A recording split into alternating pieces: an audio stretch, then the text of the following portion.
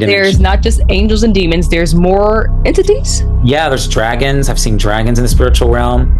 I've seen fiery birds like phoenixes in the spiritual realm. Heard that.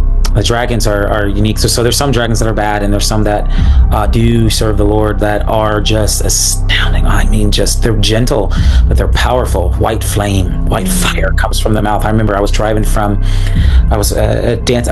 at a church, ballet production at a church, and I was driving to my home church because we performed early, and I was able to go to my home church, and I'm driving home, and I look up in the sky. I'm on the highway, and I'm watching these demonic beings coming out of the sky. They look like half women, half birds, and they were very disgusting looking, and claws, and they were, and then breaking out of the sky came this beautiful white and gold dragon. On top of it was an angel, and the angel was steering, because the angel was standing on the head of the dragon holding its horns, and the angel was steering the dragon, and the dragon opened his mouth, and white glorious fire came out and just burned all the demons.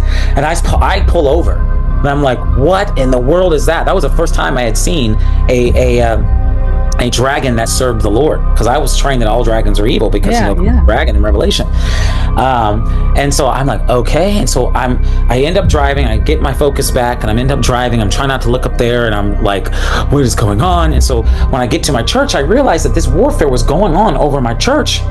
And so I get inside the building, and I talk to the pastor. I'm like, what is going on? And the pastor said, we have had a horrible day. Things are not working. People are getting sick. There's these arguments going on. And I said, there was spiritual warfare going on above the church.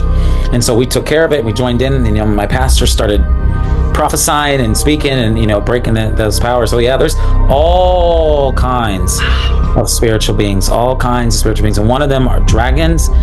They are amazing.